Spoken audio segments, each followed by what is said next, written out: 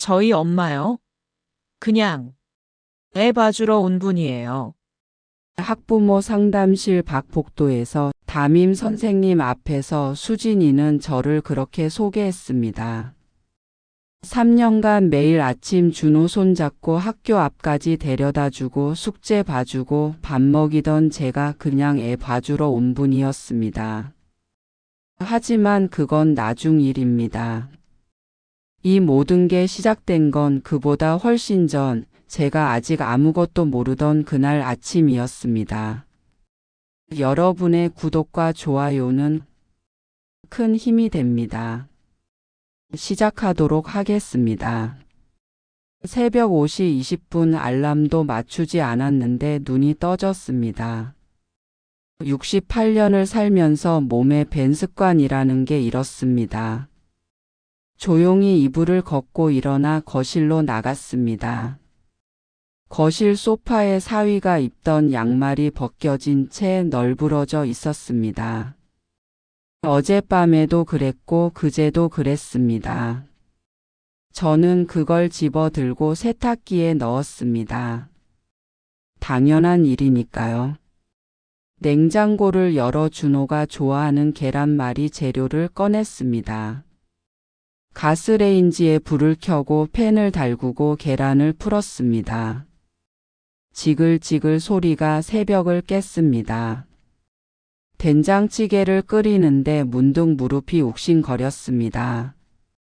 어제 마트에서 쌀 10kg 든 봉지를 들고 3층까지 올라오면서 삐걱거리더니 오늘은 아예 통증이 왔습니다. 괜찮아, 참을 만해. 밥을 퍼서 상을 차렸습니다. 7시 정각 수진이가 방에서 나왔습니다. 엄마, 오늘 준호 학원 데려다주고 오시에 데려와 주세요. 제가 오늘 회식이거든요. 인사도 없이 식탁에 앉으며 던지듯 말했습니다. 회식? 어제도 늦게 들어왔잖아. 엄마, 제가 회사 다니는 거 아시잖아요. 당연히 준호는 엄마가 봐주시는 거고요. 당연히. 그 단어가 귓가에 꽂혔습니다. 그래, 알았어. 사위가 나왔습니다. 넥타이를 매며 식탁에 앉더니 휴대폰만 들여다봤습니다. 제가 차려준 밥상은 쳐다보지도 않고 스크롤만 내렸습니다. 여보, 밥 먹어요. 수진이가 말했지만 사위는 대답도 없이 계속 휴대폰만 봤습니다. 저는 계란말이를 사위 앞에 놓았습니다. 많이 먹어라. 네. 짧은 대답 하나, 그리고 다시 휴대폰이었습니다. 밥을 몇 숟가락 뜨더니 일어났습니다. 저 먼저 나갑니다. 그릇은 그대로 식탁 위에 두고 현관문을 열고 나갔습니다. 반찬도 반 이상 남았고 국도 한 숟가락도 안 먹었습니다. 수진이도 얼마 안 있어 일어났습니다. 엄마, 저도 갈게요. 아, 그리고 오늘 저녁은 밖에서 먹고 올 테니까 준호만 챙겨주세요. 그래. 참, 설거지할 때 제 컵도 좀 씻어주세요. 방에 두고 나왔거든요. 딸은 핸드백을 들고 나갔습니다. 텅 빈 거실에 저 혼자 남았습니다. 식탁 위에 세 사람이 먹다 남긴 그릇들이 어질러져 있었습니다. 사위가 흘린 밥풀이 식탁보에 붙어 있었고 수진이가 마시던 커피잔에는 립스틱 자국이 선명했습니다. 저는 그 그릇들을 하나씩 치우기 시작했습니다. 설거지를 하는데 수진이 방에서 컵 하나를 가져왔습니다. 안에 곰팡이가 핀 커피가 굳어 있었습니다. 며칠이나 된 거야, 이게. 손가락으로 긁어내며 설거지를 마쳤습니다. 시계를 보니 7시 40분 준호를 깨워야 했습니다. 준호야, 일어나야지. 할미 졸려요. 그래도 학교 가야지. 어서 일어나. 준호를 씻기고 밥을 먹이고 학교에 데려다 줬습니다. 학교 정문 앞에서 준호가 뒤도 안 돌아보고 뛰어 들어갔습니다. 잘 가, 우리 손주. 다시 집으로 돌아오는 길 무릎이 더 아팠습니다. 계단을 오를 때마다 무릎이 꺾일 것 같았습니다. 집에 도착하니 9시였습니다. 장을 봐야 했습니다. 냉장고에 달걀도 떨어졌고 준호가 좋아하는 우유도 없었습니다. 마트까지 걸어서 20분 장바구니를 들고 계산을 마쳤습니다. 쌀 10kg, 생수 2리터 6개, 과일, 야채. 손에 쥔 봉지가 양팔 가득했습니다. 집까지 걸어오는데 숨이 찼습니다. 오르막길 중간쯤에서 잠시 멈춰 섰습니다. 숨을 고르고 다시 걸었습니다. 3층까지 올라오니 다리가 후들거렸습니다. 현관문을 열고 들어와 짐을 내려놓았습니다. 냉장고에 하나하나 정리하고 청소기를 돌렸습니다. 수진이 방을 들어갔습니다. 침대 시트는 구겨져 있었고 화장대 위에는 화장품이 어지럽게 널려 있었습니다. 바닥에는 벗어놓은 옷가지들이 쌓여 있었습니다. 저는 그 옷들을 하나씩 집어 세탁기에 넣었습니다. 사위 방도 마찬가지였습니다.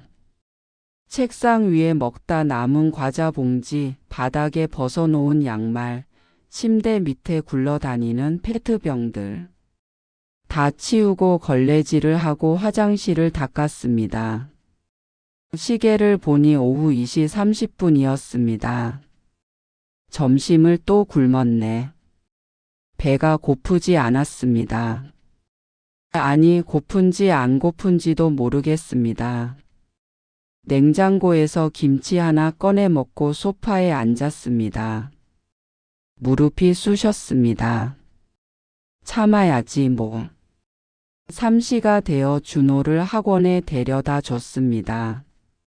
학원 앞에서 다른 할머니들이 모여 수다를 떨고 있었습니다. 요즘 우리 손주 피아노 학원도 보내고 영어도 배우느라 바빠 죽겠어. 그래도 손주 보는 재미로 사는 거지 뭐. 맞아, 우리 나이에 뭐 하겠어. 애들이나 잘 키워야지. 저는 그 말을 들으며 고개를 끄덕였습니다. 맞아, 이 나이에 뭘 더 바라겠어. 5시에 준호를 데리러 갔습니다. 준호는 친구들과 장난을 치다가 제 손을 잡았습니다. 할미 배고파요. 그래, 집 가서 맛있는 거 해줄게. 집에 와서 준호 간식을 챙겨주고 저녁 준비를 시작했습니다. 제육볶음을 만들고 된장찌개를 끓이고 나물을 무쳤습니다. 8시가 넘었는데 수진이가 안 들어왔습니다. 9시, 10시. 준호는 이미 잠들었고 저는 거실에 앉아 기다렸습니다. 10시 30분쯤 현관문이 열렸습니다. 수진이가 술 냄새를 풍기며 들어왔습니다. 엄마, 준호 잤어요? 응, 잤어. 그럼 됐네. 저 피곤해서 먼저 들어갈게요. 밥은? 아니요, 배불러요. 회식에서 먹었어요. 수진이는 방으로 들어갔습니다. 저는 식탁 위에 차려놓은 저녁을 바라봤습니다. 식은 제육볶음, 식은 된장찌개, 아무도 먹지 않은 나물들. 랩을 씌워 냉장고에 넣었습니다. 설거지를 하는데 현관문이 또 열렸습니다. 사위였습니다. 어머님 아직 안 주무셨어요? 응, 설거지하고 있었어. 아, 저 저녁 먹었는데요. 그래? 그럼 됐다. 사위는 곧장 방으로 들어갔습니다. 저는 설거지를 마치고 제 방으로 들어갔습니다. 침대에 누웠습니다. 무릎이 욱신거렸습니다. 한숨이 나왔습니다. 내일도 이럴 거야. 모레도 글피도. 할미는 친구 없어요? 며칠 뒤 준호가 숙제를 하다가 물었습니다. 친구? 왜 그런 걸 물어? 친구들 할머니는 다 친구들이랑 여행도 가고 등산도 가는데 우리 할미는 맨날 집에만 있잖아요. 가슴이 철렁했습니다. 친구. 언제 마지막으로 친구를 만났더라. 급식실에서 함께 일하던 경숙 언니 미자 씨. 얼굴이 가물가물했습니다. 할미는 바빠서 그래.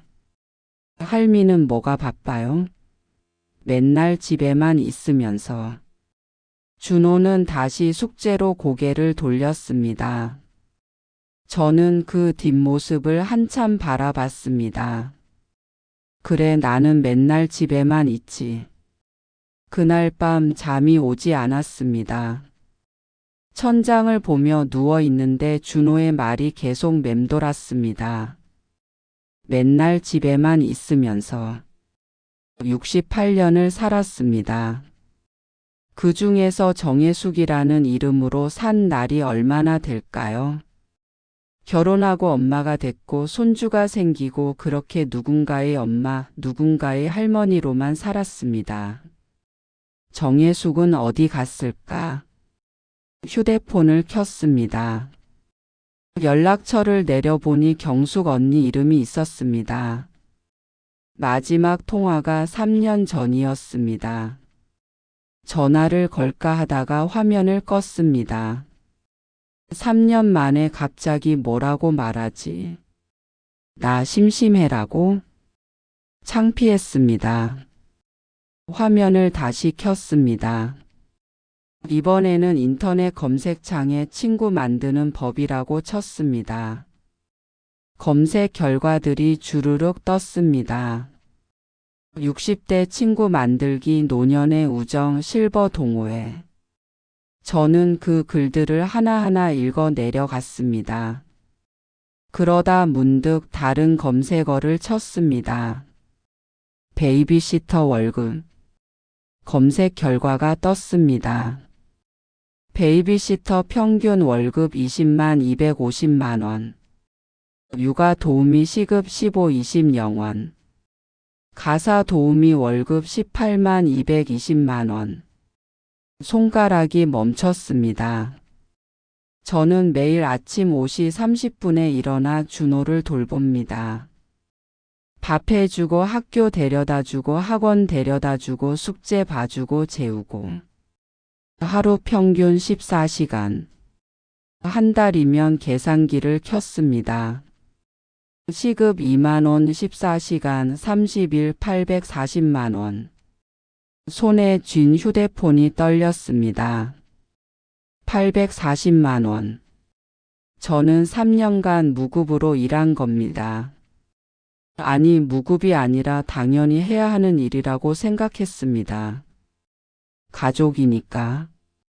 휴대폰을 끄고 이불을 뒤집어 썼습니다. 잠이 오지 않았습니다.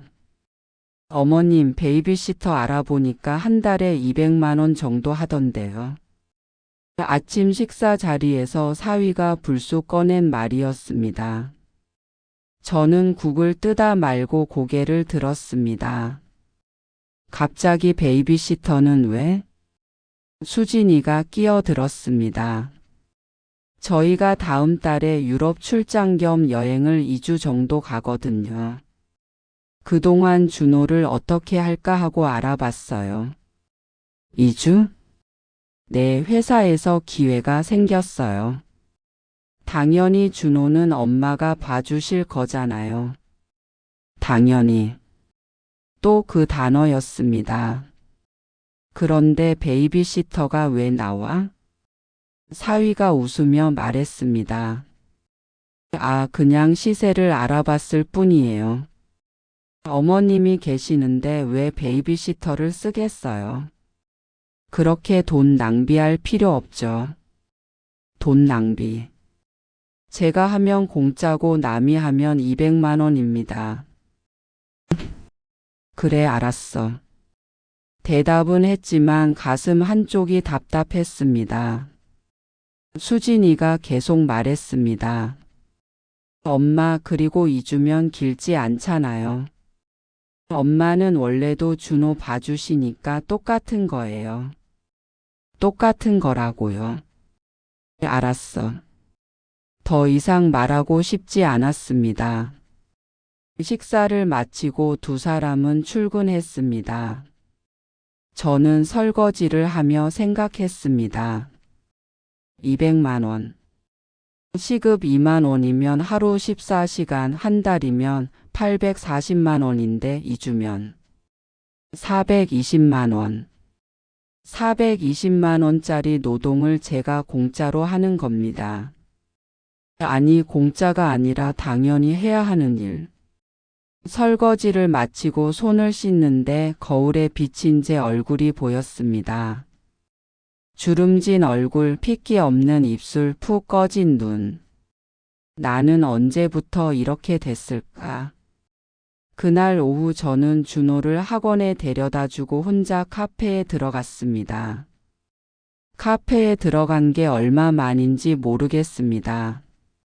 아메리카노 한 잔을 시켜 자리에 앉았습니다. 옆 테이블에서 비슷한 나이 또래 여자 둘이 수다를 떨고 있었습니다. 나 요즘 요가 다니는데 너무 좋아. 몸도 가벼워지고. 나는 등산 동호회 가입했어. 거기서 사람들도 만나고. 우리 나이에 이래야지 뭐. 애들 다 컸는데 이제 우리 인생 살아야지.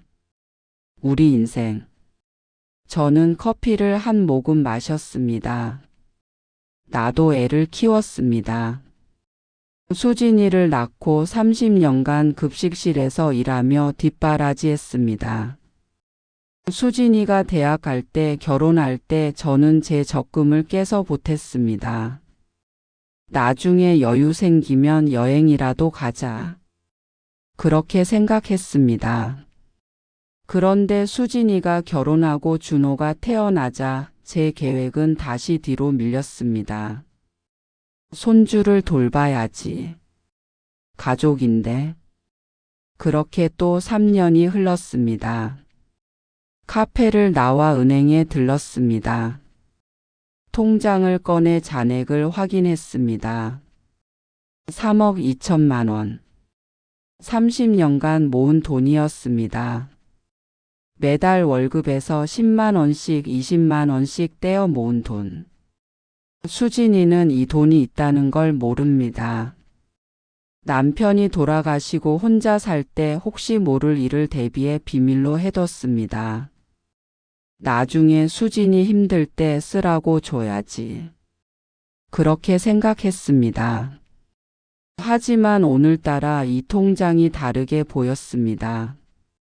3억 2천만 원. 이 돈으로 뭘 할 수 있을까? 집으로 돌아오는 길, 부동산을 지나치다 문득 발걸음을 멈췄습니다. 유리창에 붙은 매물 사진들이 눈에 들어왔습니다. 제주도 바다 전망 펜션 매매 마이너스 2억 8천만 원. 제주도. 한 번도 가본 적 없는 곳이었습니다. 저는 한참을 그 사진을 바라봤습니다. 파란 바다, 하얀 건물, 넓은 마당. 상상을 했습니다. 아침에 일어나 바다를 보고 산책을 하고 느긋하게 커피를 마시는 그런 삶. 고개를 저었습니다. 무슨 헛소리야. 나한테 그런 삶이 어울려? 하지만 발걸음이 떨어지지 않았습니다. 저녁 식사 자리, 수진이가 말했습니다. 엄마, 다음 주 금요일에 출발하니까 그때부터 준호 잘 부탁드려요. 은. 참, 준호 학원 스케줄 정리해서 냉장고에 붙여놨어요. 거기 보고 데려다 주고 데려오면 돼요. 냉장고에 가보니 빼곡하게 적힌 스케줄표가 붙어 있었습니다. 월요일 마이너스 영어 학원 3시, 태권도 5시. 화요일 마이너스 수학 학원 4시, 피아노 6시. 수요일 마이너스 영어 학원 3시, 미술 학원 5시. 하루도 빠짐없이 학원이 있었습니다. 엄마 보고 계세요? 은. 그리고 준호 알레르기 있는 거 아시죠? 새우랑 땅콩은 절대 안 돼요. 조심해 주세요. 알아. 그럼 부탁드려요. 저희는 2주 후에 올게요. 2주. 14일. 시급 2만 원이면 420만 원. 저는 냉장고 문을 닫았습니다. 그날 밤 또 잠이 오지 않았습니다. 휴대폰을 켜서 계산기를 눌렀습니다. 하루 14시간 시급 2만 원, 28만 원.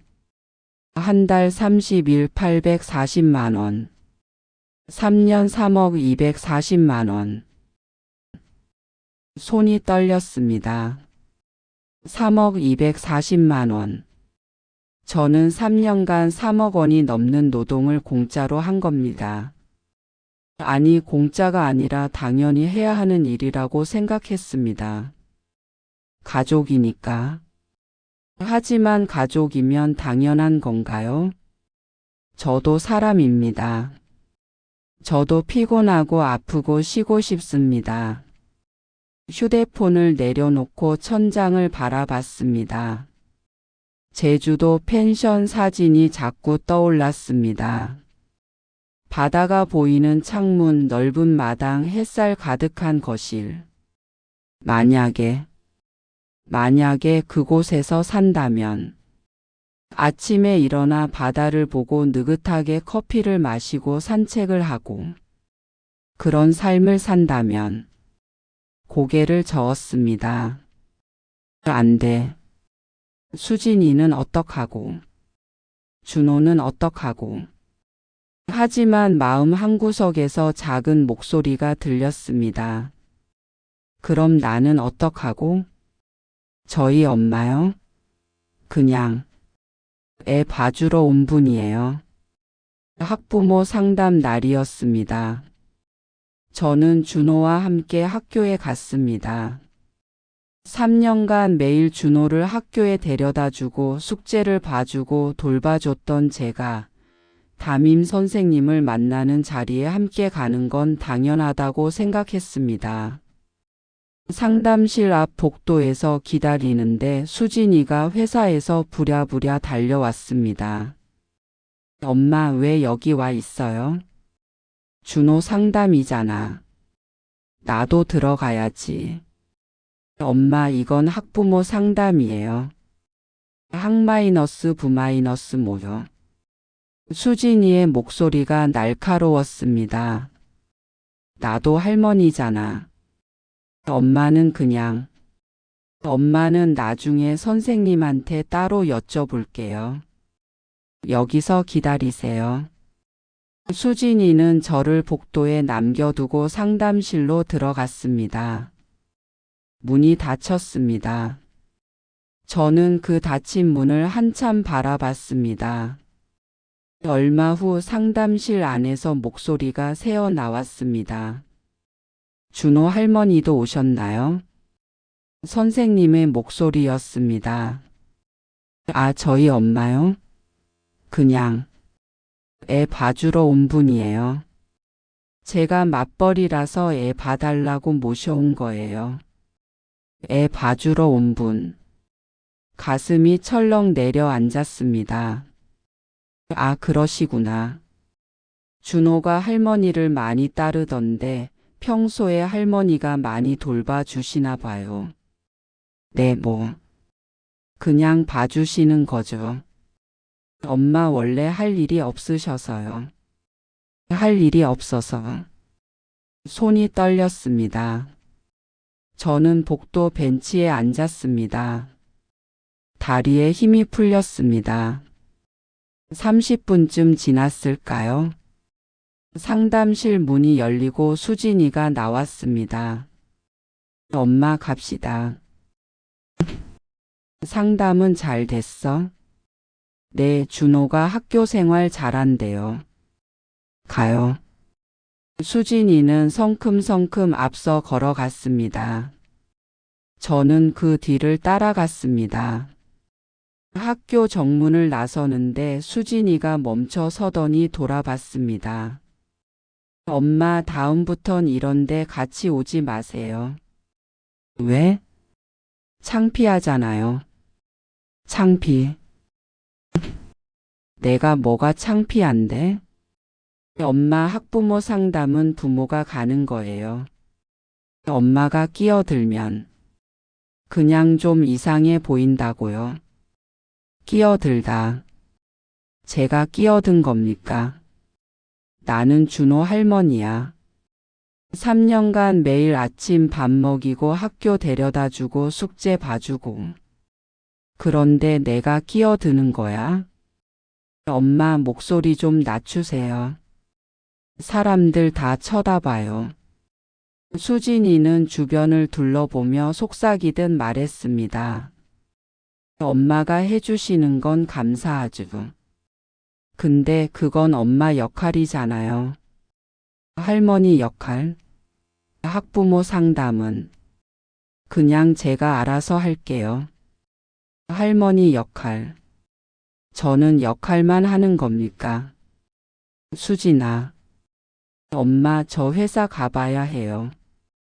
택시 타고 가세요. 수진이는 그렇게 말하고 휙 돌아서 걸어갔습니다. 저는 그 뒷모습을 바라봤습니다. 점점 멀어지는 딸의 뒷모습. 발걸음을 떼지 못하고 그 자리에 서 있었습니다.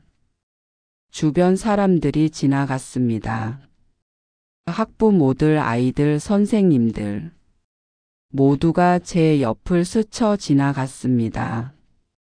저는 투명 인간이 된 것 같았습니다. 집으로 돌아왔습니다. 현관문을 열고 들어서는데 텅 빈 거실이 낯설게 느껴졌습니다. 소파에 앉았습니다. 가만히 앉아 있는데 눈물이 났습니다. 왜 우는지도 모르겠습니다. 그냥 눈물이 났습니다. 휴대폰이 울렸습니다. 수진이었습니다. 엄마, 오늘 저녁 늦을 것 같아요. 준호 저녁 챙겨주세요. 그래. 그리고 엄마, 아깨는 좀 그랬네요. 근데 엄마도 이해해 주세요. 제 입장도 있잖아요. 제 입장. 알았어. 전화를 끊었습니다. 시계를 봤습니다. 2시 30분.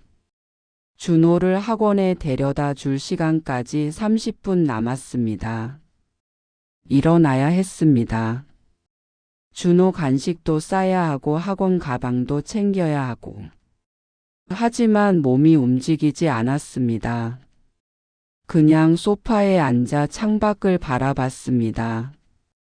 나는 언제부터 창피한 사람이 됐을까? 저녁 시간 준호를 학원에서 데려와 밥을 차려줬습니다. 할미, 오늘 학교에서 선생님이 칭찬해 주셨어요. 그래? 우리 준호 잘했네. 근데 엄마는 왜 안 왔어요? 친구들은 엄마 다 왔는데. 엄마 바빠서 그래. 할미는 안 바빠요? 준호가 물었습니다. 저는 대답하지 못했습니다. 준호는 밥을 먹다가 다시 물었습니다. 할미는 뭐 하는 사람이에요? 뭐 하는 사람? 친구들 할머니는 다 뭔가 해요. 어떤 할머니는 가게도 하고 어떤 할머니는 학교 선생님이었대요. 할미는요? 저는 국그릇을 내려놨습니다. 나는 뭐 하는 사람이지? 30년간 급식실에서 일했습니다. 매일 500인분 넘는 밥을 했습니다. 그게 제 일이었습니다.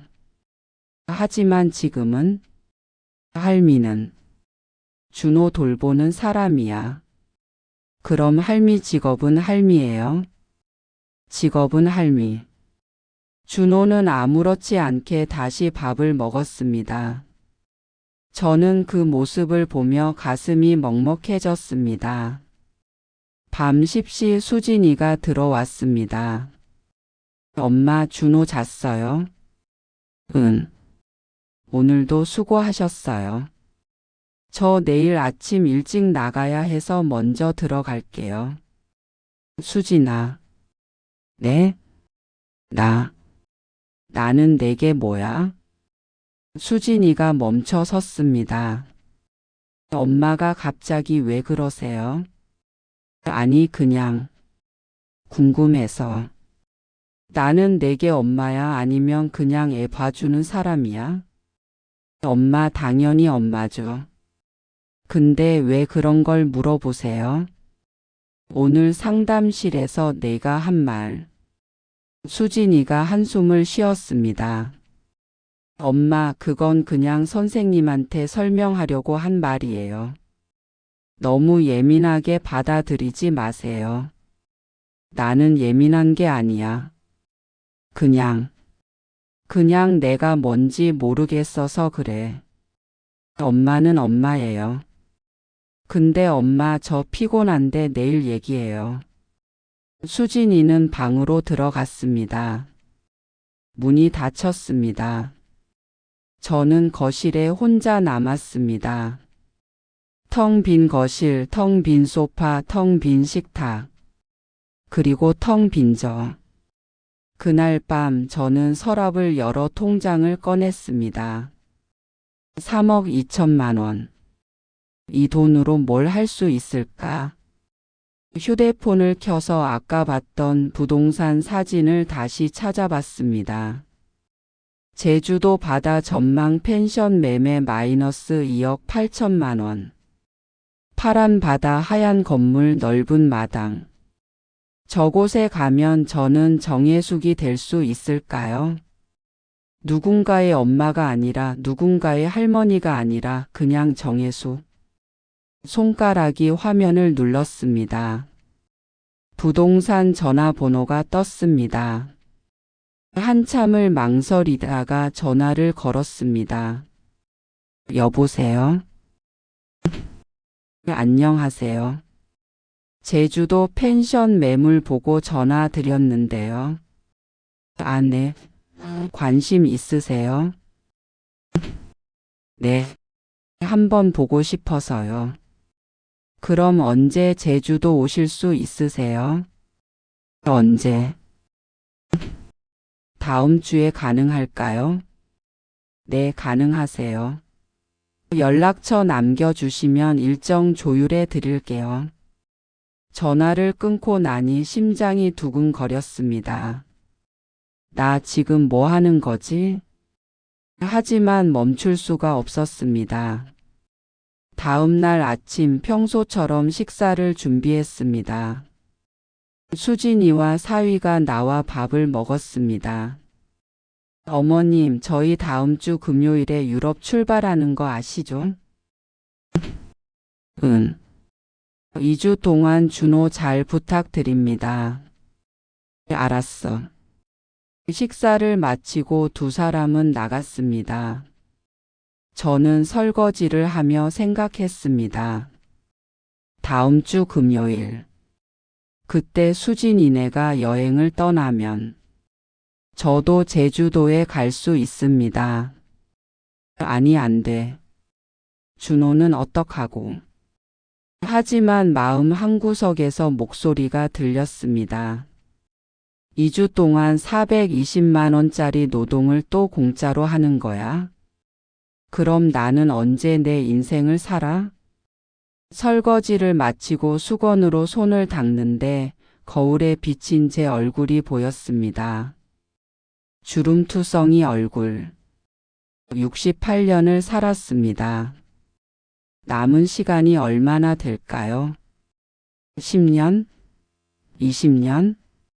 그 시간마저 이렇게 보내야 할까요? 거울 속 제 눈을 바라봤습니다. 그리고 결심했습니다. 이제 그만 가족 행세를 멈춰야겠다. 어머님 괜찮으세요? 병원 침대에 누워 링거를 맞고 있는데 사위가 문병을 왔습니다. 3일 전이었습니다. 준호를 학원에 데려다 주고 돌아오는 길에 갑자기 어지러움이 왔습니다. 계단을 오르다 그만 주저앉았습니다. 옆집 아주머니가 발견해서 119를 불렀고 병원에 실려왔습니다. 의사 선생님 말로는 당뇨 합병증이랍니다. 평소 무리하게 일하고 식사를 제때 안 하고 약도 제대로 안 먹어서 악화됐다고 했습니다. 충분한 휴식이 필요합니다. 최소 2주는 집에서 푹 쉬셔야 해요. 의사 선생님의 말이었습니다. 2주 휴식. 웃음이 나왔습니다. 제게 휴식이라는 게 있기나 한가요?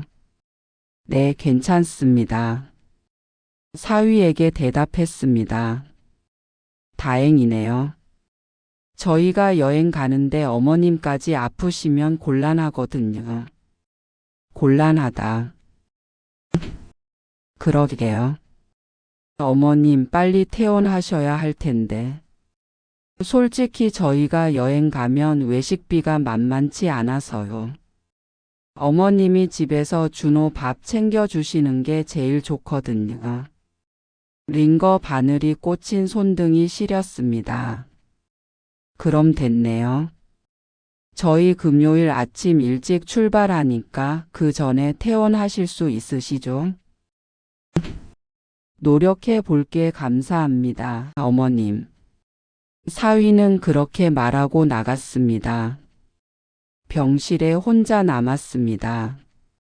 링거가 뚝뚝 떨어지는 소리만 들렸습니다. 창밖을 봤습니다. 도시의 불빛이 반짝였습니다. 저 불빛 하나하나에 사람이 살겠죠.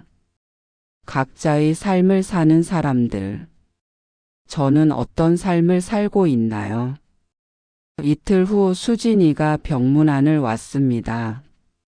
엄마 괜찮으세요? 응, 괜찮아. 의사 선생님이 뭐래요?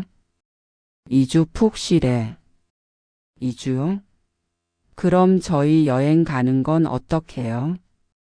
여행 걱정이 먼저였습니다. 가도 돼. 내가 괜찮아. 엄마가 괜찮으면 다행인데. 집안일은 누가 해요? 준호는요? 내가 할게. 엄마 무리하지 마세요. 그냥 저희가 여행 취소할까요?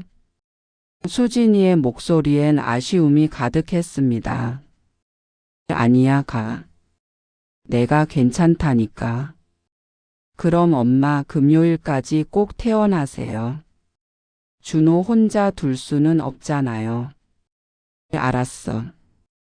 수진이는 병실을 한 바퀴 둘러보더니 말했습니다. 엄마, 여기 병실비 비싸죠? 제 돈으로 낼게요. 아니야, 내가 낼게.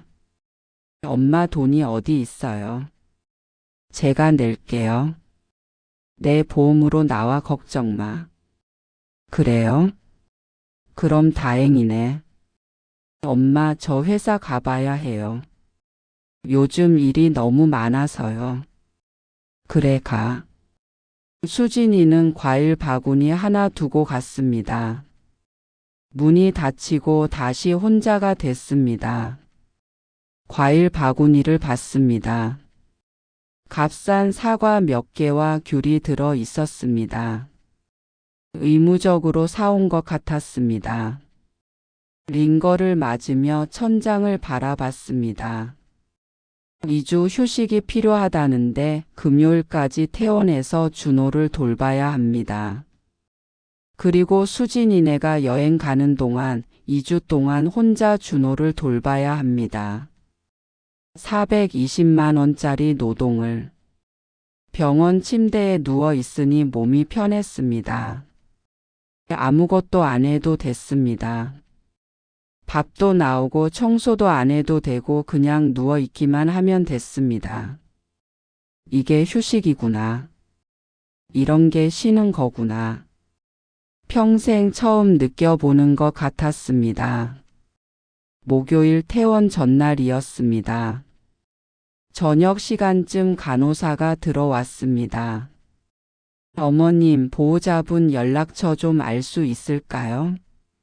퇴원 설명드려야 해서요. 딸한테 연락하면 돼요. 네, 전화번호 알려주세요. 수진이 번호를 알려줬습니다. 1시간쯤 후 수진이한테 전화가 왔습니다. 엄마, 간호사한테 전화 왔는데 내일 퇴원하신대요. 응. 엄마, 제가 내일 회사 중요한 회의가 있어서 모시러 못 갈 것 같아요. 택시 타고 오세요. 그래. 그리고 엄마, 집에 가시면 좀 쉬시다가 금요일 아침에 준호 챙겨주세요. 저희 아침 7시 비행기거든요. 알았어. 엄마 건강 챙기세요. 그럼 내일 봐요. 전화가 끊겼습니다. 저는 휴대폰을 내려놓고 창밖을 봤습니다. 해가 지고 있었습니다. 붉은 노을이 도시를 물들였습니다. 아름다웠습니다. 언제 마지막으로 노을을 봤더라. 매일 저녁 준비하느라 설거지하느라 노을 볼 시간이 없었습니다. 병실 침대에 누워 노을을 보니 눈물이 났습니다. 나는 언제부터 노을도 볼 시간이 없는 사람이 됐을까? 금요일 아침 퇴원했습니다. 의사 선생님이 처방전을 주며 말했습니다.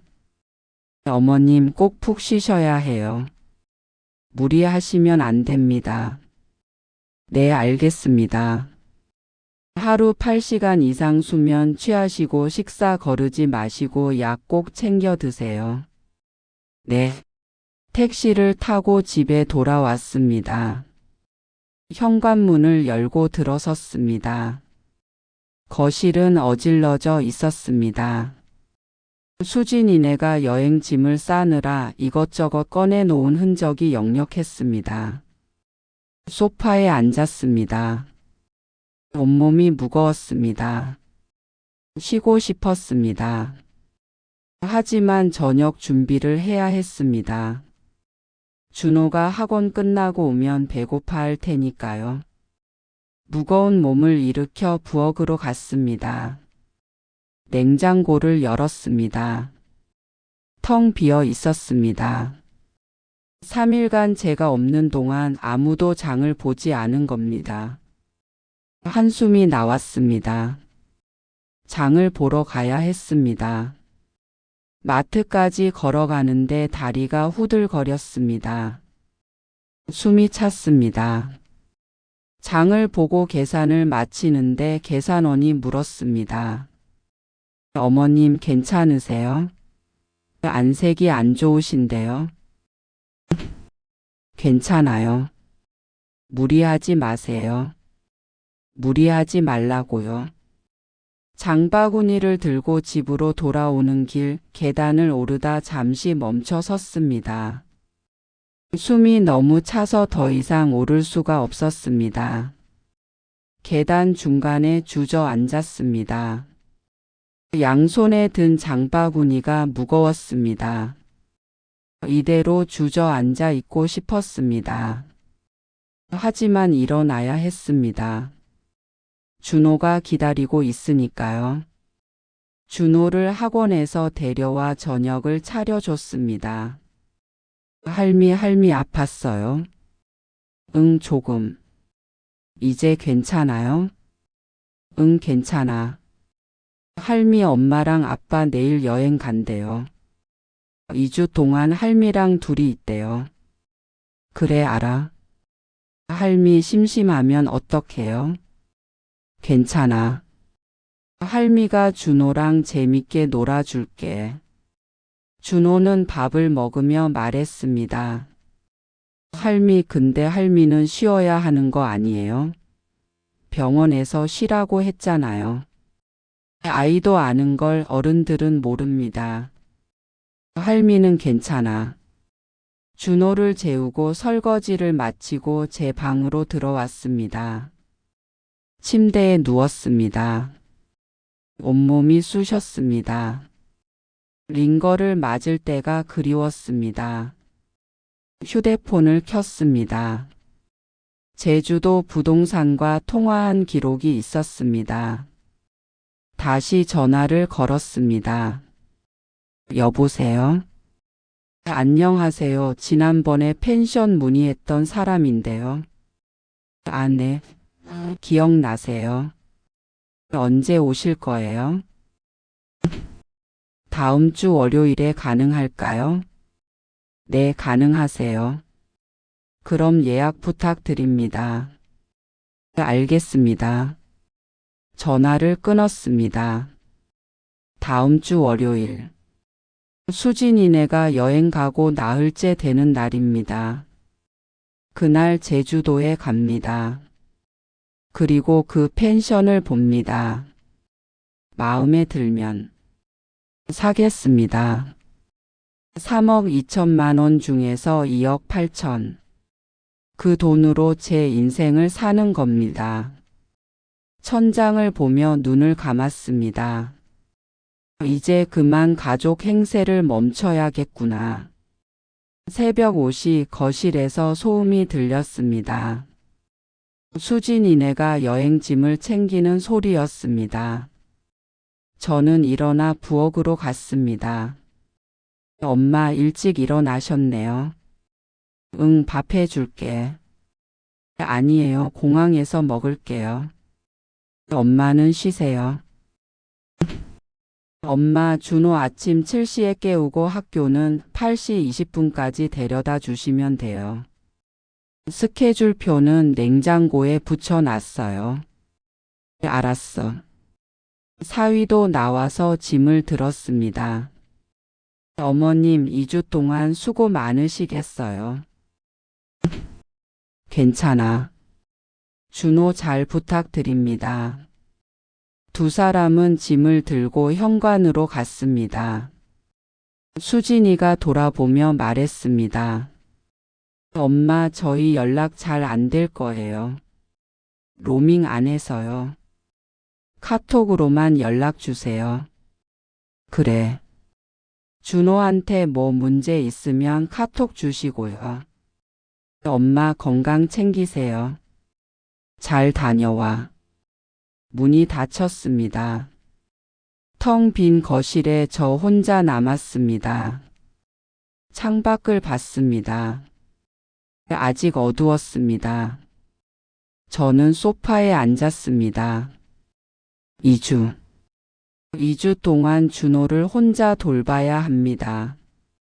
아니, 나흘만 돌보면 됩니다. 다음 주 월요일 제주도에 가니까요. 가슴이 두근거렸습니다. 이게 맞는 걸까요? 아니, 잘못된 거 아닐까요? 손이 떨렸습니다. 하지만 멈출 수 없었습니다. 주말이 지나고 월요일 아침이 왔습니다. 준호를 학교에 데려다 주고 저는 곧장 은행으로 갔습니다. 적금 해지하시겠어요? 네. 3억 2천만 원 전액이요? 네. 이유를 여쭤봐도 될까요? 집 살 거예요. 아, 그러시군요. 잠시만 기다려 주세요. 서류를 작성하고 도장을 찍었습니다. 30년간 모은 돈 3억 2천만 원. 통장에 찍힌 숫자를 보니 손이 떨렸습니다. 이 돈으로 제 인생을 삽니다. 은행을 나와 부동산으로 갔습니다. 어머님 오셨어요. 네. 제주도 비행기 표 끊으셨어요? 아직이요. 그럼 제가 도와드릴게요. 언제 가시게요? 내일. 내일이요? 그럼 오늘 표 끊어야겠는데요. 함께 비행기 표를 검색했습니다. 내일 오전 10시 비행기가 있었습니다. 이걸로 할게요. 네, 예매해 드릴게요. 비행기 표를 끊고 펜션 방문 일정을 확인했습니다. 내일 오후 3시에 펜션 주인분이 기다리고 계실 거예요. 감사합니다. 어머님, 큰 결정이신데 신중하게 생각하세요. 네. 부동산을 나왔습니다. 가슴이 쿵쿵거렸습니다. 내일이면 제주도에 갑니다. 내일이면 새로운 삶이 시작됩니다. 집으로 돌아와 제 방에 들어갔습니다. 옷장을 열어 짐을 싸기 시작했습니다. 옷 몇 벌, 속옷, 세면도구, 약. 가방 하나에 다 들어갔습니다. 68년을 살았는데 제 짐이 이것밖에 안 됩니다. 가방을 옷장 깊숙이 숨겨놨습니다. 책상에 앉아 편지를 쓰기 시작했습니다. 수진아, 펜을 들었다 놨다를 반복했습니다. 뭐라고 써야 할까요? 한참을 고민하다가 다시 펜을 들었습니다. 수진아, 엄마 인생을 살아보려고 제주도로 갔다. 걱정하지 마. 엄마 건강하다. 집 월세는 다음 달까지 냈으니 그때까지 알아서 해라. 그동안 고마웠다. 준호한테 미안하다고 전해줘. 엄마. 편지를 접어 봉투에 넣었습니다. 그리고 다시 한 장을 꺼냈습니다. 추신. 그동안 시급 2만 원으로 계산하면 3년간 3억 4,560만 원이더라. 청구는 안 할게. 대신 엄마도 이제 엄마 인생 살 거야. 편지를 봉투에 넣고 책상 서랍에 넣었습니다. 내일 아침 준호를 학교에 데려다 주고 나서 거실 탁자 위에 놓겠습니다. 그날 저녁 준호와 마지막 저녁을 먹었습니다. 할미, 오늘 짜장면 먹고 싶어요. 그래, 할미가 시켜줄게. 짜장면을 시켜서 함께 먹었습니다. 준호는 신나게 면을 후루룩 먹으며 말했습니다. 할미랑 있으니까 좋아요. 엄마는 맨날 바빠서 같이 밥도 잘 안 먹는데. 가슴이 아팠습니다. 그래? 할미도 준호랑 있으니까 좋아. 할미, 엄마, 아빠 언제 와요? 2주 후에 온대. 그럼 그때까지 할미랑 재밌게 놀아요. 그래. 준호를 재우고 설거지를 마쳤습니다. 마지막 설거지였습니다. 그릇을 닦으며 이 집에서의 3년이 스쳐 지나갔습니다. 매일 아침 5시 30분에 일어나 밥을 하고 청소하고 빨래하고. 이제 끝입니다. 수건으로 손을 닦고 거실을 둘러봤습니다.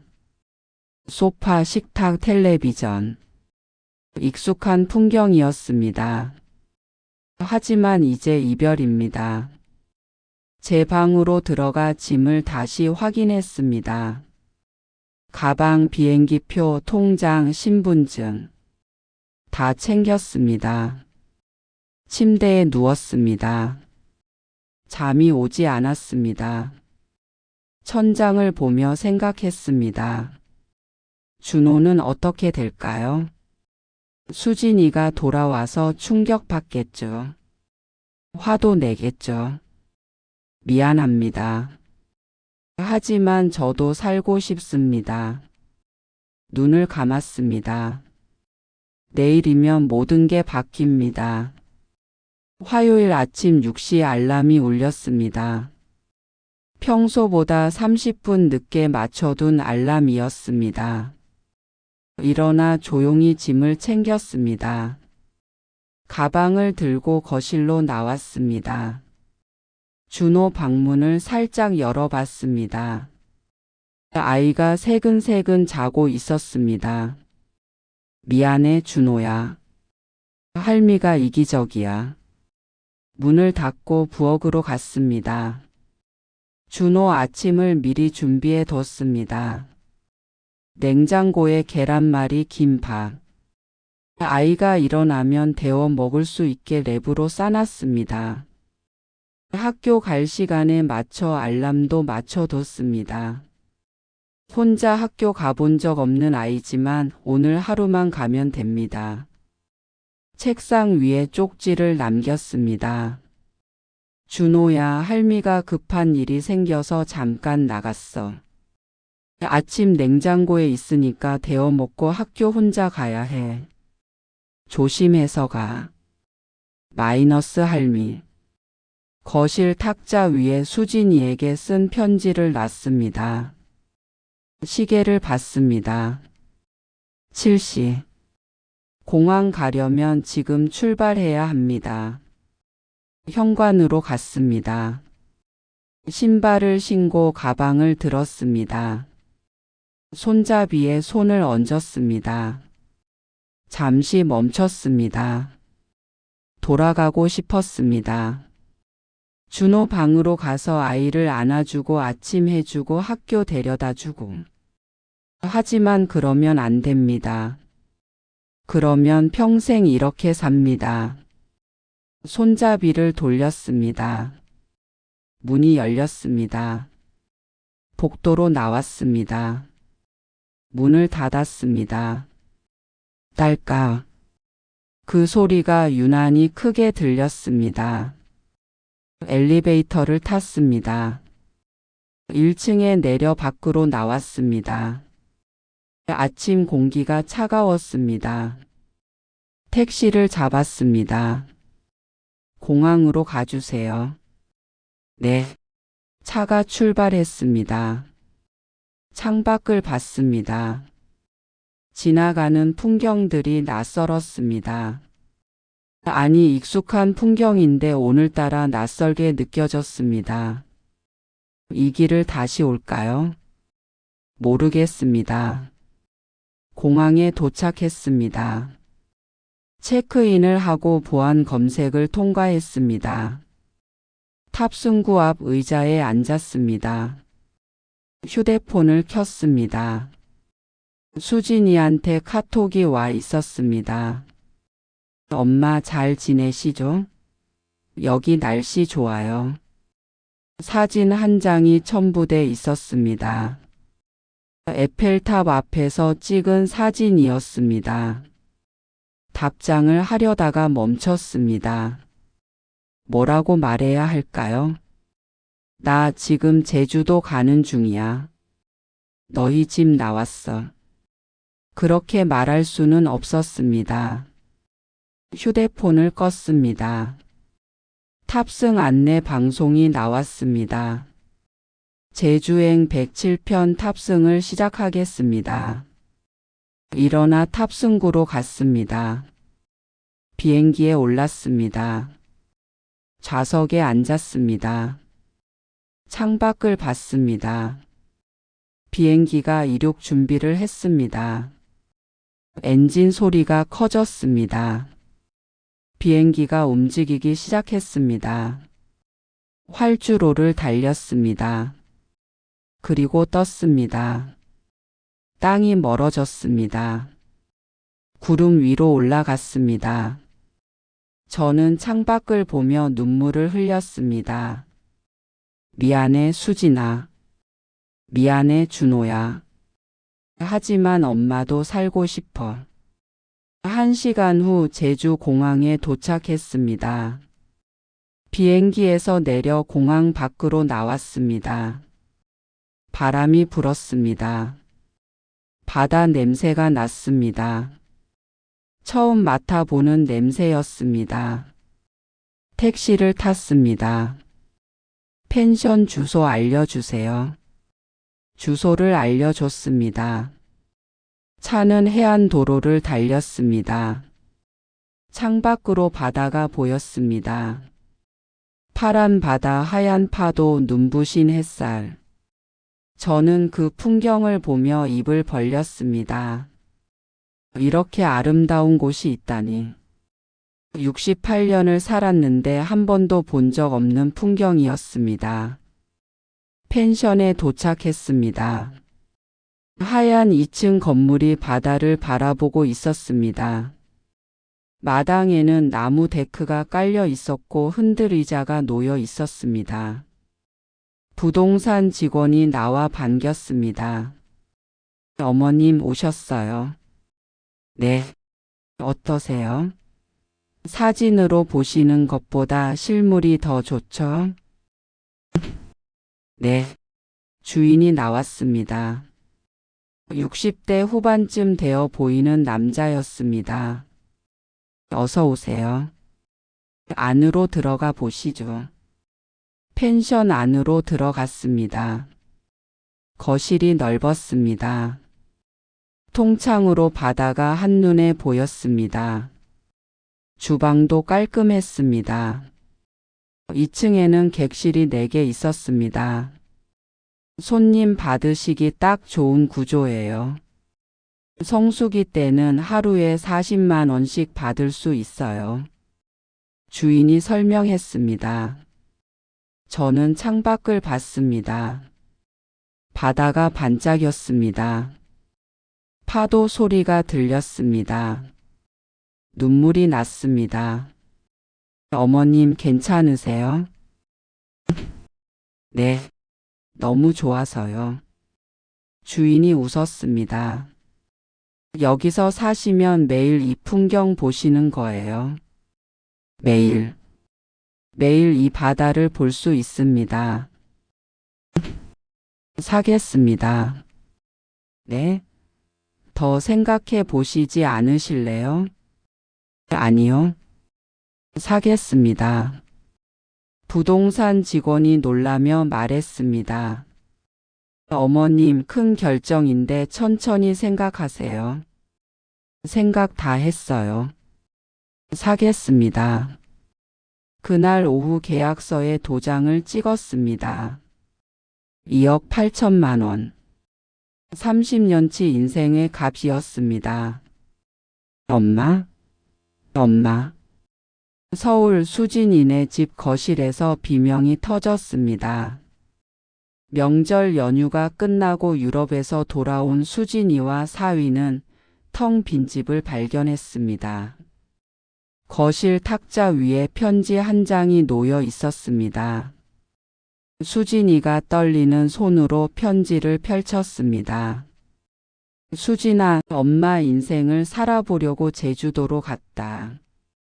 걱정하지 마. 엄마 건강하다. 집 월세는 다음 달까지 냈으니 그때까지 알아서 해라. 그동안 고마웠다. 준호한테 미안하다고 전해줘. 엄마. 추신. 그동안 시급 2만 원으로 계산하면 3년간 3억 4,560만 원이더라. 청구는 안 할게. 대신 엄마도 이제 엄마 인생 살 거야. 편지가 손에서 떨어졌습니다. 이게 무슨 소리야?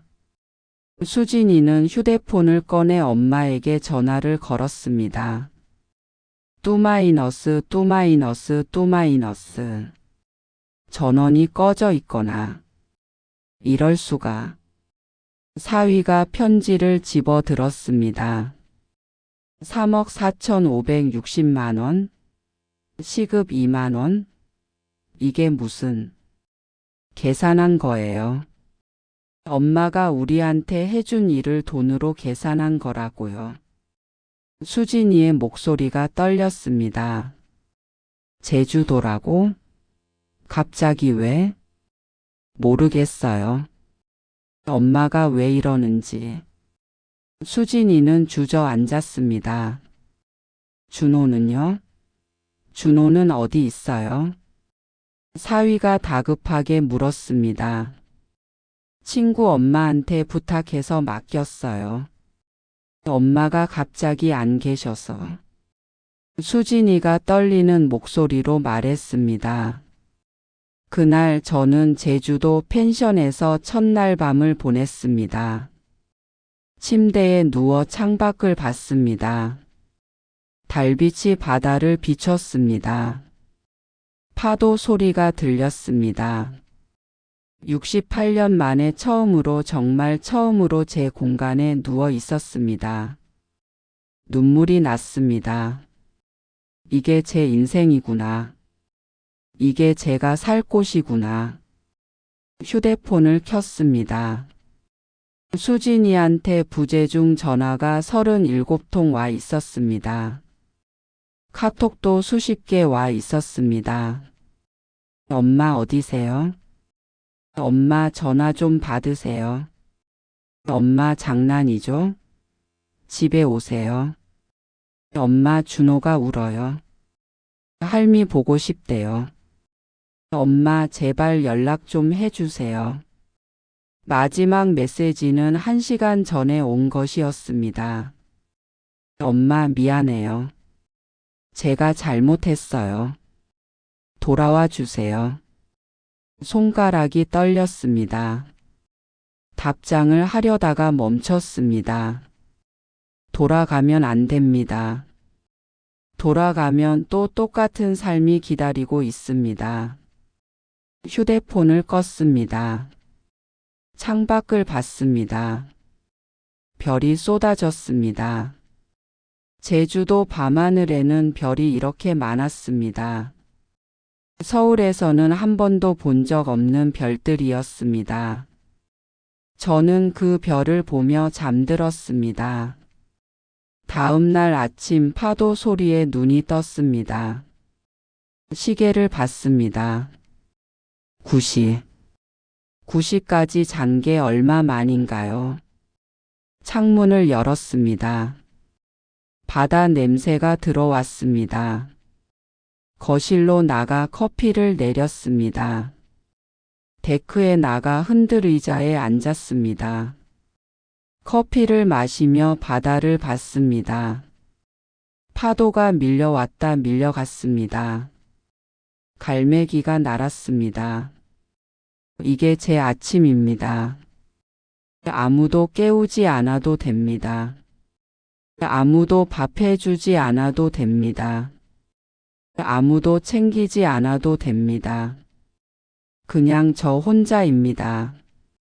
눈물이 났습니다. 행복해서 우는 건지 슬퍼서 우는 건지 모르겠습니다. 일주일이 지났습니다. 저는 매일 아침 바다를 보며 커피를 마셨습니다. 산책도 했습니다. 장도 봤습니다. 요리도 했습니다. 제가 먹고 싶은 걸 만들었습니다. 저녁에는 책을 읽었습니다. 일찍 자고 싶으면 일찍 잤고 늦게 자고 싶으면 늦게 잤습니다. 아무도 간섭하지 않았습니다. 자유였습니다. 펜션 문패를 달았습니다. 바다할망 게스트하우스. 이상한 이름이지만 마음에 들었습니다. 인터넷에 펜션 정보를 올렸습니다. 사진도 찍어서 올렸습니다. 바다가 보이는 객실 아침 식사 포함 1박 10만 원. 처음에는 예약이 없었습니다. 하지만 괜찮았습니다.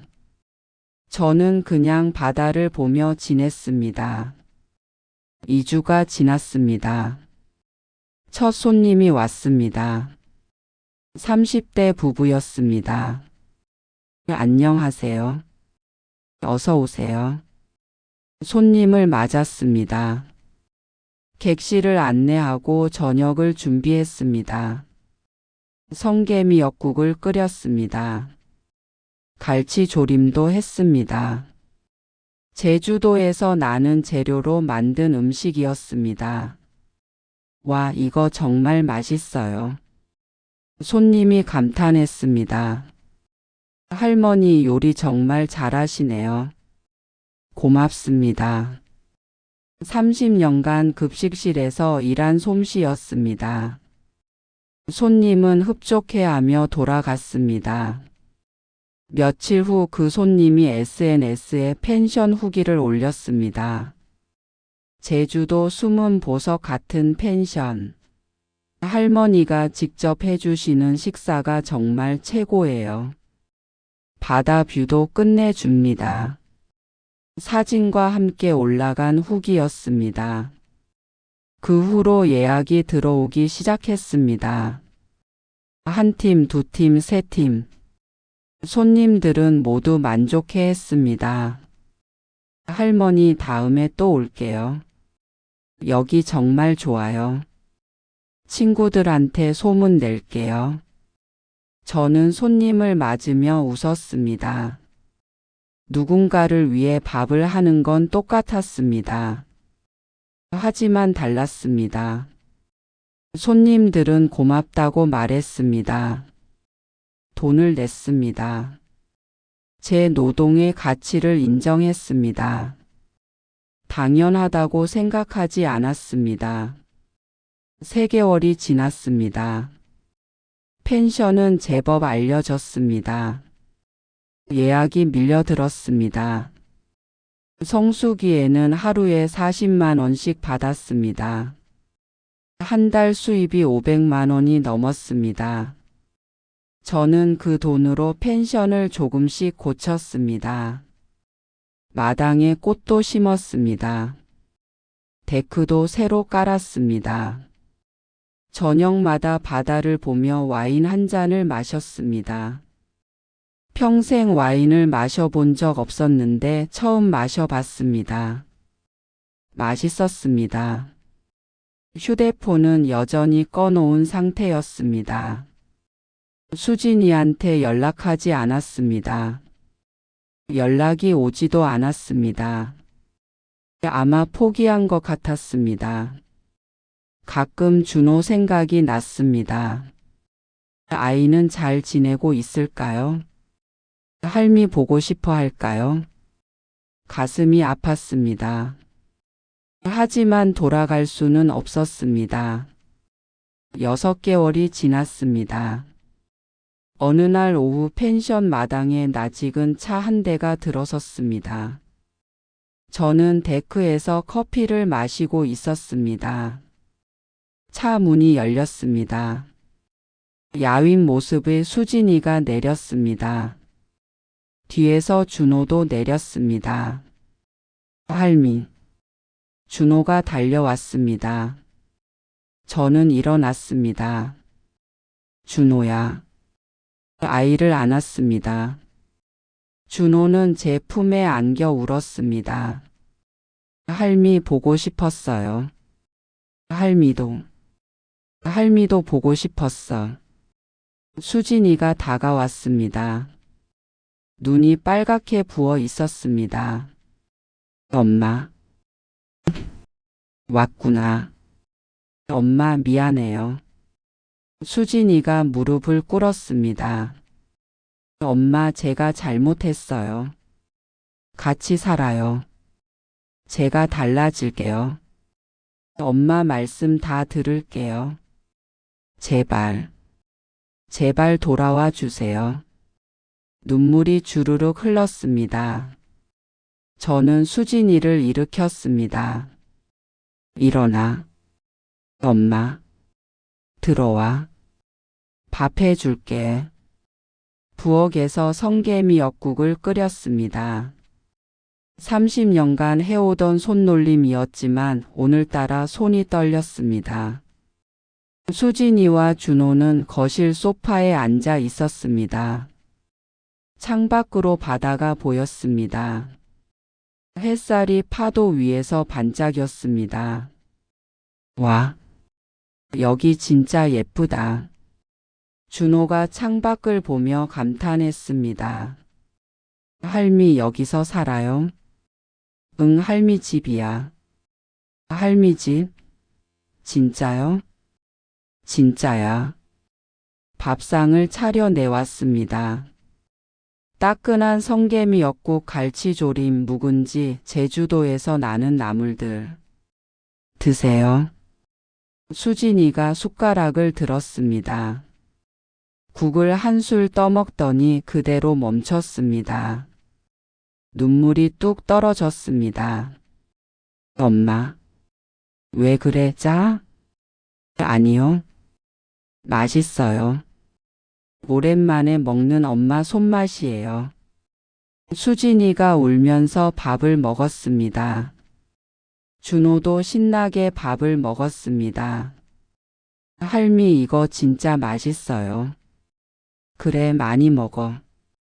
저는 두 사람을 보며 밥을 먹었습니다. 가슴 한쪽이 따뜻했습니다.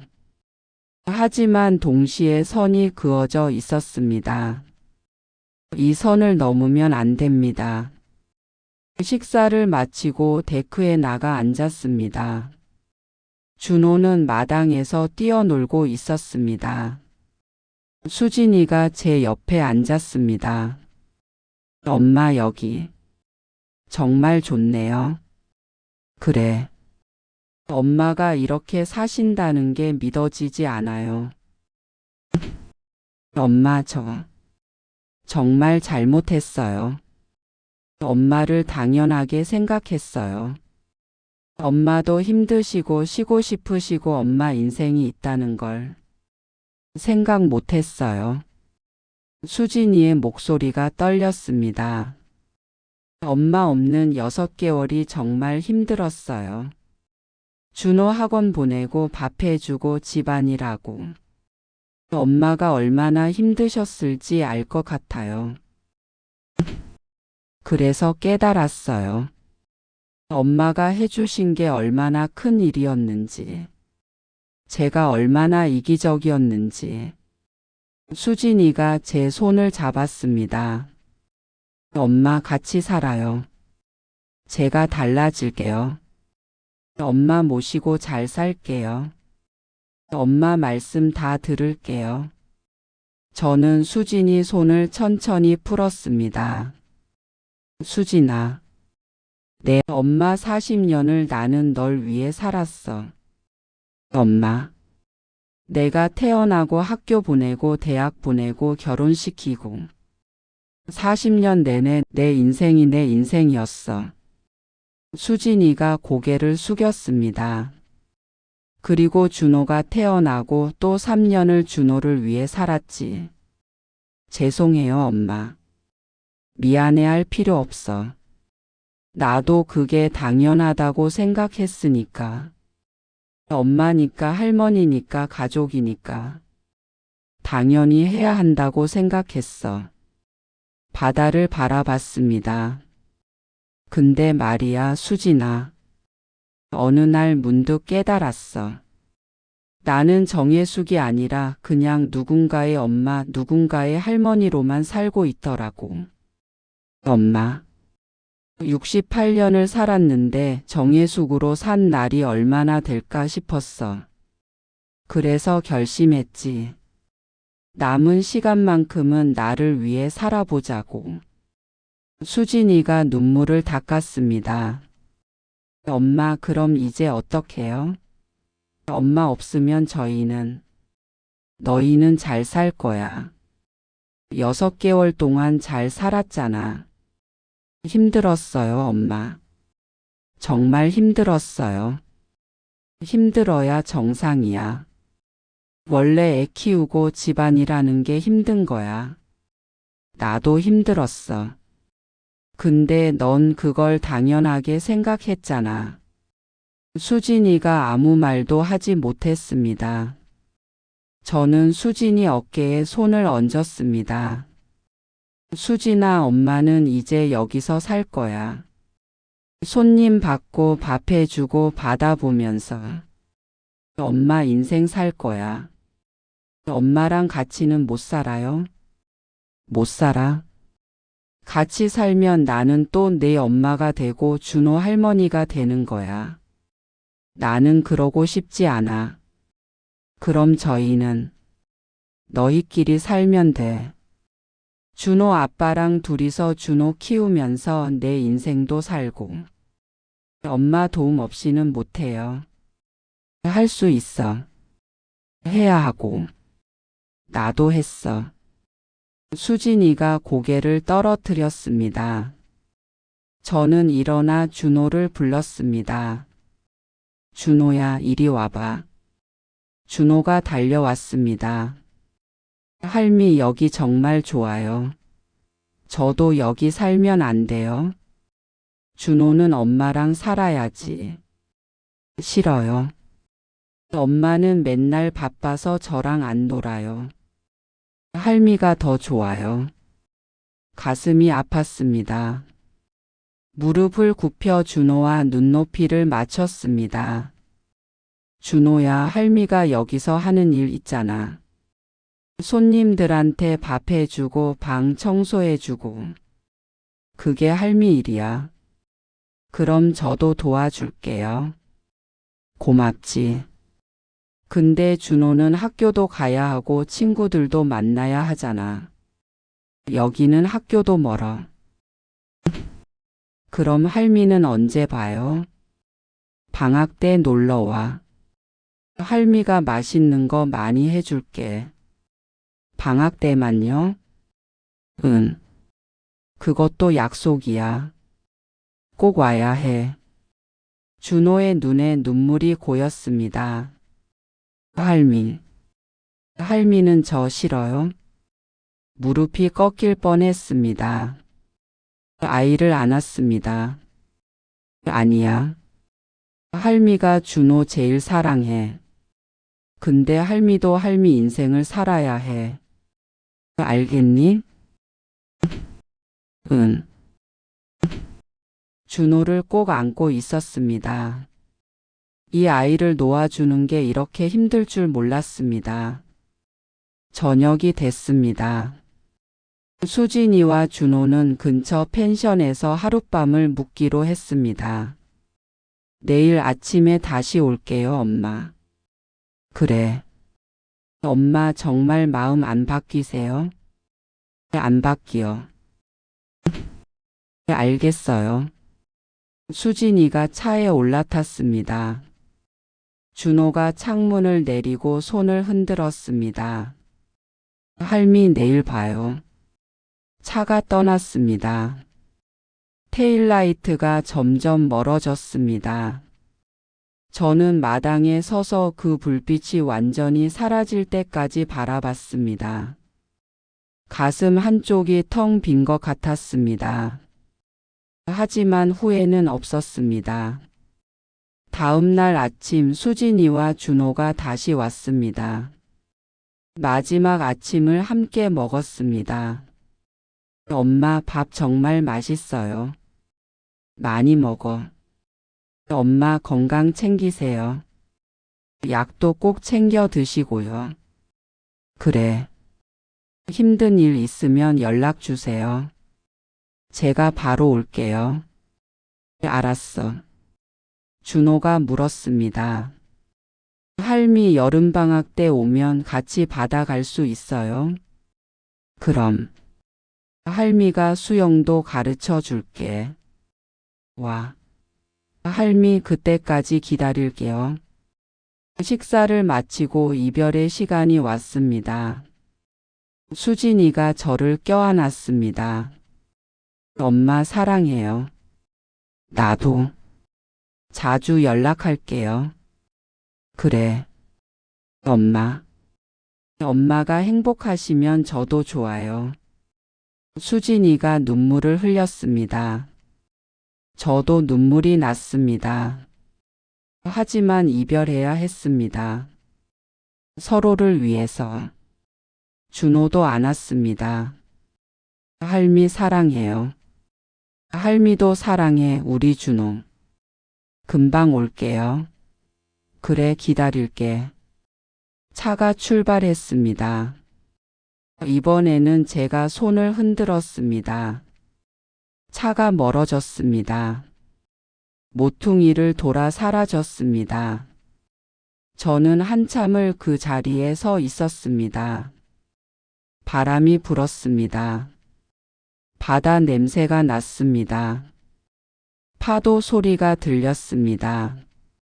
돌아서서 펜션으로 걸어갔습니다. 문패가 햇살을 받아 반짝였습니다. 바다할망 게스트하우스. 68세에 시작하는 나의 첫 번째 인생.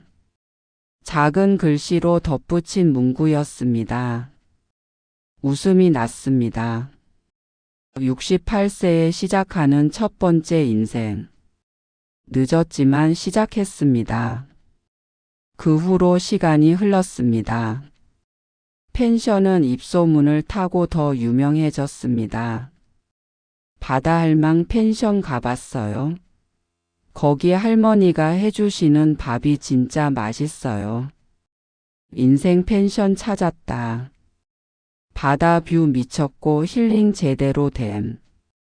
SNS에 후기가 올라갔고 예약은 2달 전에 마감됐습니다.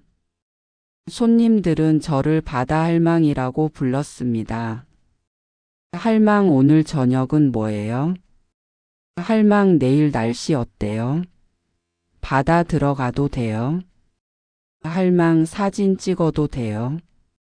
저는 손님들과 이야기를 나눴습니다. 서울에서 온 직장인, 부산에서 온 가족, 제주도로 이주 고민하는 부부. 모두 각자의 이야기를 가지고 있었습니다. 저도 제 이야기를 했습니다. 68세에 새 인생을 시작하셨다고요? 네. 와. 대단하세요.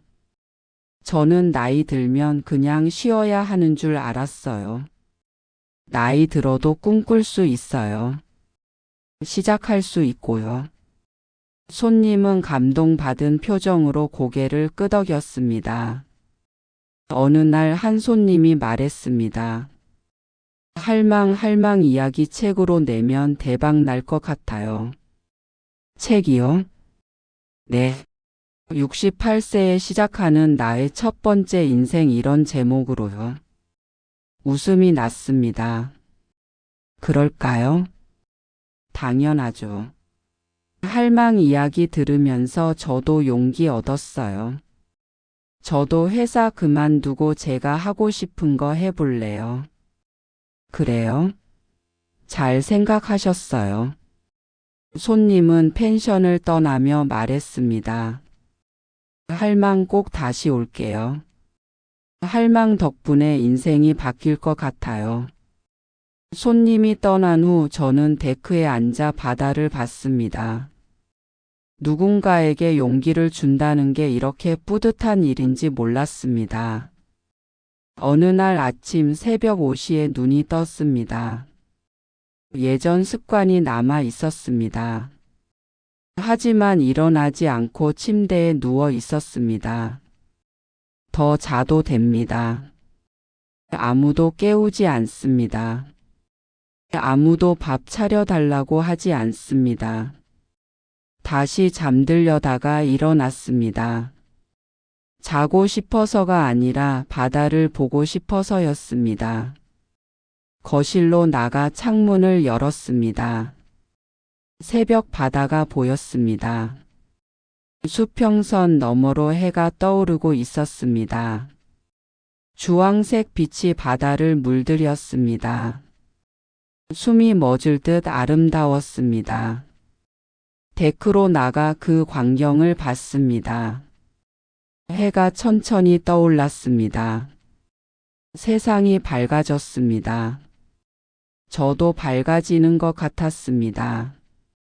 68년 만에 처음으로 나를 위해 살아본다. 혼자 중얼거렸습니다. 눈물이 났습니다. 행복해서 우는 눈물이었습니다. 1년이 지났습니다. 바다할망 게스트하우스는 제주도에서 가장 예약하기 힘든 펜션이 됐습니다. 한 방송국에서 취재 요청이 왔습니다. 할머니 인터뷰 가능하세요? 저요? 네. 68세에 시작한 제2의 인생 이런 컨셉으로 프로그램 만들고 있어요. 할머니 이야기가 딱 맞을 것 같아서요. 해도 될까요? 당연하죠. 많은 분들께 용기를 주실 거예요. 방송이 나간 후 펜션은 더 유명해졌습니다. 전국 각지에서 손님이 찾아왔습니다. 할망 방송 보고 왔어요. 저도 할망처럼 살고 싶어요. 할망 보면서 울었어요. 저희 엄마 생각나서. 저는 손님 한 분 한 분과 이야기를 나눴습니다. 밥을 해주고 차를 내주고 바다를 함께 봤습니다. 어느 날 70대 할머니 한 분이 찾아왔습니다. 저도 할망처럼 살고 싶어서 왔어요. 어떻게 사시는데요? 아들 네 집에서 손주 봐주고 있어요. 30년째요. 그러시구나. 힘들어요. 근데 나가자니 아들이 뭐라고 할까봐. 그냥 참고 살아요. 할머니의 눈에 눈물이 고였습니다. 저는 할머니 손을 잡았습니다. 안 참으셔도 돼요. 네? 인생은 한 번밖에 없어요. 참고만 살기엔 너무 아까워요. 하지만 아들은 아들 인생 살아요. 어머니는 어머니 인생 사세요. 할머니가 울었습니다. 저도 덩달아 울었습니다. 그 할머니는 이틀을 묵고 가며 말했습니다. 용기가 생겼어요. 저도 제 인생 살아볼래요. 잘 생각하셨어요. 응원할게요. 할머니가 떠난 후 저는 바다를 봤습니다. 제가 누군가에게 용기를 주고 있었습니다. 제 선택이 누군가의 인생을 바꾸고 있었습니다. 뿌듯했습니다. 여름이 왔습니다. 약속대로 준호가 왔습니다. 할미, 우리 준호. 1년 만에 본 준호는 훌쩍 커 있었습니다. 할미, 저 1학년 됐어요. 그래? 우리 준호 다 컸네. 수진이도 왔습니다. 엄마 오랜만이에요. 잘 지냈어? 네. 엄마는요? 나도. 수진이는 예전과 달라져 있었습니다. 얼굴에 여유가 생겼고 웃음이 많아졌습니다. 엄마, 저 회사 그만뒀어요. 그래? 네. 육아랑 일 병행하는 게 너무 힘들더라고요. 그래서 프리랜서로 전환했어요. 집에서 일하면서 준호도 돌보고요. 잘했네. 처음엔 힘들었는데 이제 적응됐어요. 준호랑 보내는 시간도 많아졌고요. 다행이다. 엄마 덕분이에요. 엄마가 안 계셨으면 깨닫지 못했을 거예요. 수진이가 제 손을 잡았습니다. 엄마 감사해요. 그리고 미안해요. 이제 그런 말 하지 마. 엄마 행복해 보여요. 나도 그래. 행복해. 일주일간 준호와 함께 지냈습니다. 바다에 가서 수영도 하고 낚시도 하고 맛있는 것도 많이 먹였습니다. 준호는 하루하루가 신났습니다. 할미, 여기 너무 좋아요. 매일 오면 안 돼요? 방학 때마다 와. 할미가 기다릴게. 할미 사랑해요. 할미도. 일주일이 금방 지나갔습니다. 떠나는 날 준호가 울었습니다. 할미 가기 싫어요. 다음 방학 때 또 오면 되잖아. 그때까지 너무 오래 기다려야 해요. 금방 올 거야. 할미가 여기서 기다리고 있을게. 수진이도 인사를 했습니다. 엄마 건강하세요. 너도. 자주 연락할게요. 그래. 엄마 이제 엄마 없이도 잘 살 수 있을 것 같아요. 당연하지. 넌 할 수 있어. 엄마가 없어서 힘들었지만 덕분에 성장한 것 같아요. 이제 진짜 엄마가 된 기분이에요. 잘했어. 수진이가 눈물을 닦았습니다. 엄마 인생 사세요. 엄마가 행복하면 저도 행복해요. 차가 떠났습니다. 저는 손을 흔들었습니다. 차가 모퉁이를 돌아 사라졌습니다. 가슴 한쪽이 저렸습니다. 보고 싶을 겁니다. 그리워할 겁니다. 하지만 괜찮습니다. 이게 맞는 거니까요. 그날 저녁 새 손님이 왔습니다. 60대 부부였습니다. 안녕하세요. 방송 보고 왔어요. 어서 오세요. 객실을 안내하고 저녁을 준비했습니다. 성게미역국, 갈치조림, 제주도 나물. 손님이 감탄하며 먹었습니다. 할망, 이거 정말 맛있어요. 우리 엄마 손맛이랑 똑같아요. 그래요? 네. 엄마가 해주시던 밥맛이에요. 그때 생각나서 눈물 날 뻔했어요. 많이 드세요. 식사 후 함께 데크에 앉았습니다. 석양이 지고 있었습니다. 할망, 정말 용기 있으시네요. 68세에 새로 시작하시다니. 늦지 않았어요. 시작하고 싶을 때가 적기예요. 저희도 은퇴하면 뭔가 새로운 걸 시작해 볼까 생각 중이에요. 좋은 생각이에요. 꼭 하세요. 해가 완전히 졌습니다. 별이 하나둘 떠올랐습니다. 손님이 말했습니다. 할망, 후회 안 하세요? 가족 두고 오신 거. 잠시 침묵이 흘렀습니다. 후회. 가끔 보고 싶고 그립고 가슴 한쪽이 저려요. 그럼. 하지만 후회는 안 해요. 이게 제 선택이고 제 인생이니까요. 손님이 고개를 끄덕였습니다. 멋지세요. 멋진 게 아니라 그냥 살고 싶었어요. 정해숙으로. 별이 쏟아졌습니다. 파도 소리가 들렸습니다. 바람이 불었습니다. 저는 그 모든 걸 느끼며 숨을 쉬었습니다. 살아있다는 게 이렇게 느껴지는 거구나. 그날 밤 혼자 데크에 앉았습니다. 와인 한 잔을 들고 별을 봤습니다. 휴대폰을 꺼냈습니다. 수진이한테 메시지를 보냈습니다. 잘 들어갔니? 곧 답장이 왔습니다. 네, 엄마. 준호 자요. 오늘 하루 종일 엄마 얘기했어요. 정말 좋았대요. 다행이다. 엄마 건강 챙기세요.